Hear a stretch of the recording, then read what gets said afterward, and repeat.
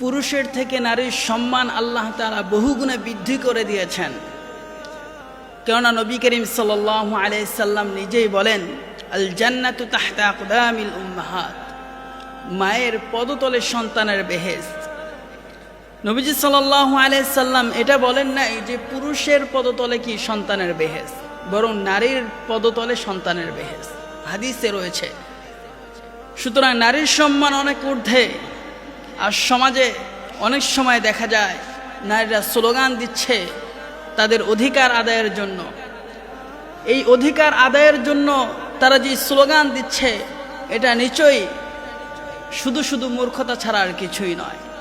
বহুগুণে পুরুষ থেকে নারীকে আল্লাহ রাব্বুল আলামিন সম্মান দিয়েছেন, তাদের অগ্রাধিকার দিয়েছেন।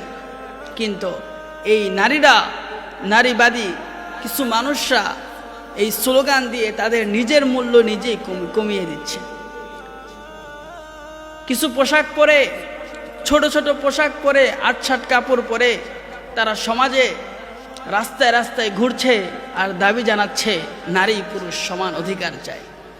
আমার আল্লাহ তো তাদেরকে অনেক অগ্রাধিকার দিয়েছেন, অনেক সম্মান দিয়েছেন, অনেক ক্ষেত্রে নারীদেরকে অগ্রাধিকার দিয়েছেন যেটা পুরুষদেরকে দেয়নি, পুরুষদেরকে দেয় নাই, নারীদেরকে দিয়েছেন।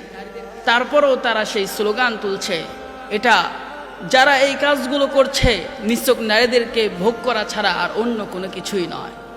শুধু ভোগ করার জন্যই এই সমস্ত কাজগুলো তারা করছে, অন্য কিছু না।